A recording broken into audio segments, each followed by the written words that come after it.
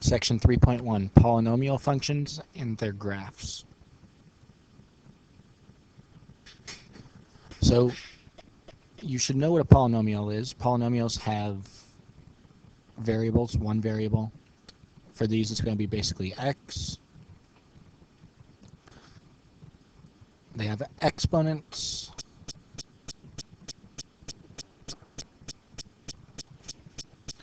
There's coefficients. But that's it. Because of this, polynomial functions are what we call smooth and continuous. Basically what that means is you can draw it with one motion of your pen. So polynomial functions can look something like that, or a quadratic parabola like we know.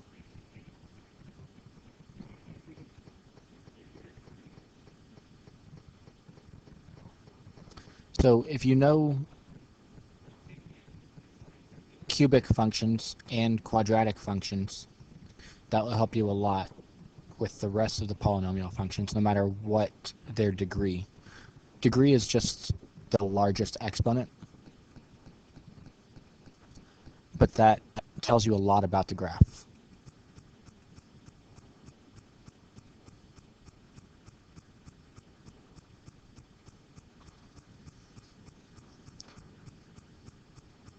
So we're going to talk about end behavior of polynomials.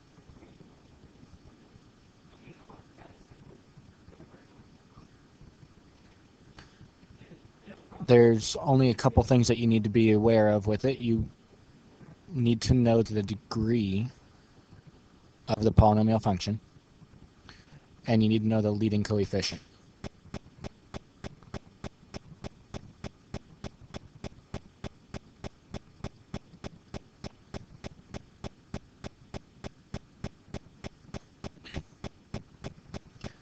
If the degree is even,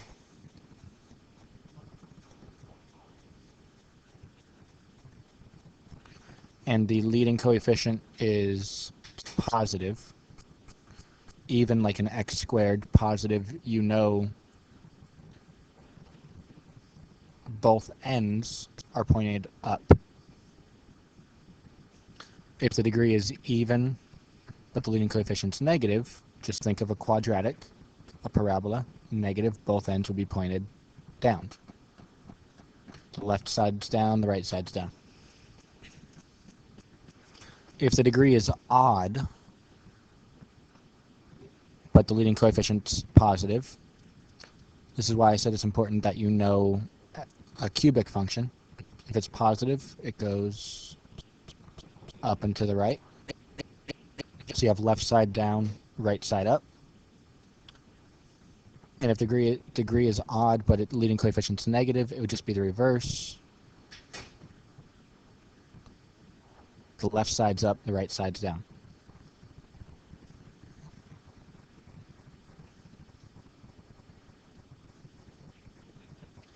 So an easy way to remember this, if it's positive, the right side's up.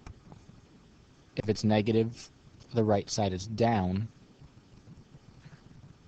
If it's even, both sides do the same thing. And if it's odd, the left side does the opposite of the right.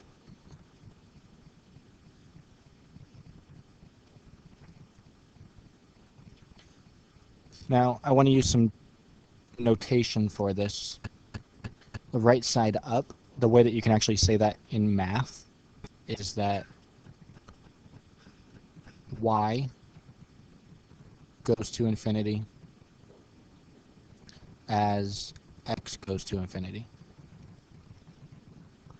And if the right side's going down, you would say that y goes to negative infinity as x goes to infinity.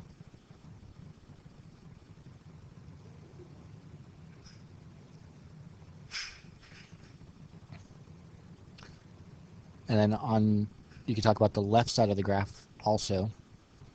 For this one, you could say y goes to infinity because it's going up. As x goes left, so x is going to negative infinity. So just these little arrows just mean goes to. Y goes to infinity as x goes to negative infinity. For this other one, we would say that y goes to negative infinity as x goes to negative infinity. As it's going to the left, the graph's going down. So let's look at this example. F of x equals 3x to the fifth minus 5x to the third plus 2x. And we want to determine the end behavior. And we're going to do so without graphing, just using what we just talked about. So first, the degree, largest exponent, is 5, which is an odd. And the leading coefficient is 3, which is positive. So since it's odd, the two sides are doing opposites. Since it's positive, the right side's going up. So we have the right side up, left side down. So we're going to use our notation. We're going to say that y goes to negative infinity as x goes to negative infinity. And then for the right side, we'll say that y goes to positive infinity as we go to the right, so as x goes to positive infinity. So right here, talking about zeros of polynomials, this is a pretty big deal. These all mean the same thing. C is a 0 of p means the same as saying x equals c is a root. Root means solution to the equation p of x equals 0. And also that's the same as saying x minus c is a factor. So if you think about this, you already know these two are related. Because you know that you can factor and then solve. When you solve, you'd have to add c to the other side of the equation, and you get x equals c. So now the main thing is the word 0, root, and solution all mean the same thing, and they're related to factors. So now we have the intermediate value theorem, which is a pretty common and well-known theorem in math, but it sounds fancier than it really is. And all it says is if there's a polynomial function and you have two values that are opposite signs, so say we have one positive and one negative, then somewhere in between there we'll have a value of 0. So if you think about that on the graph, you have a polynomial function. Since down here is negative and up here is positive, somewhere in between there's a 0. It sounds a lot fancier than it actually is. It's pretty simple and basic if you just think about it. Now the application of this would just say that if we pick some values and plug them in, and say we plug in 5 and we got a positive value, but we plugged in 3 and got a negative value, we know that somewhere in between 3 and 5 there's a value that equals 0. So it'll help you in narrowing down on how to solve and find the roots or the zeros of your polynomial function. So the reason we're talking about all of this is because we want to be able to graph a polynomial function. So in order to graph, we need to know the zeros, so set it equal to 0 and solve it. Test points, I put that in parentheses because you only need that if you need to make your graph better, if there's not a lot of zeros. And end behavior. The end behavior is easy enough. It makes it simple.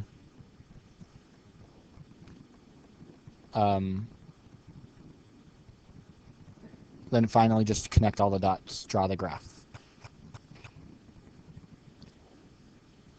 So let's take the polynomial function x cubed minus 5x squared plus 6x, and we're going to try to graph it. So let's start by finding the zeros. So set it equal to 0 and solve. This is factorable. There's an x, so factor out x. Now the parentheses, that's just a quadratic. So let's factor that. What multiplies by 6 as be negative 5. So a negative 3 and a negative 2.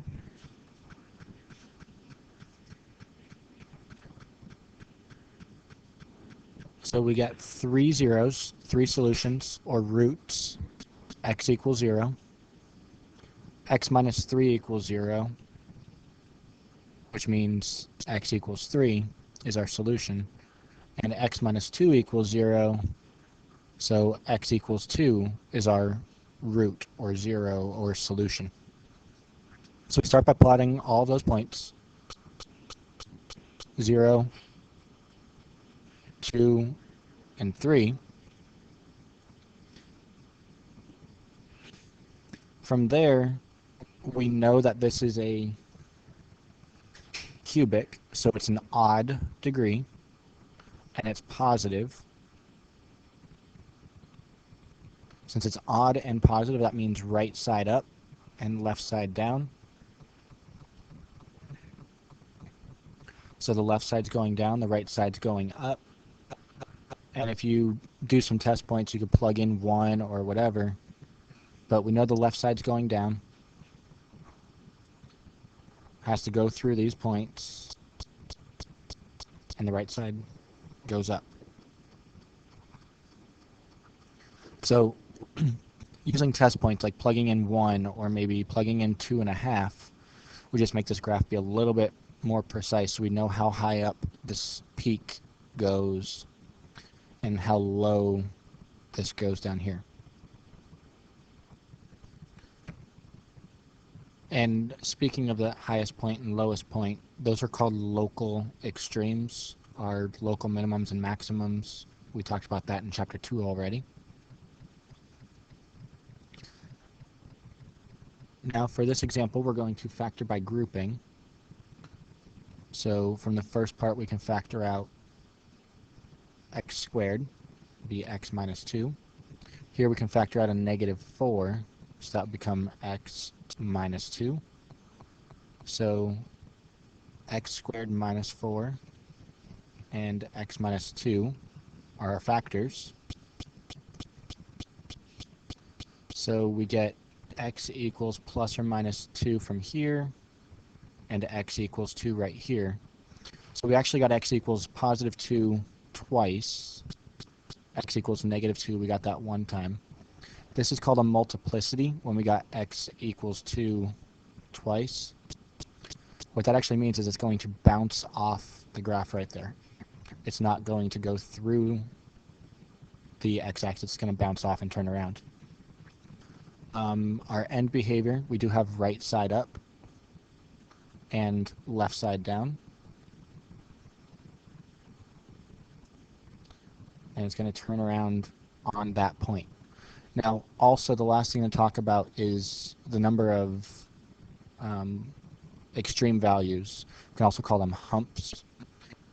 Is always 1 less than a degree. So if it's x cubed, there's going to be 2 humps. 1 hump, 2 humps. And that can also help you with graphing.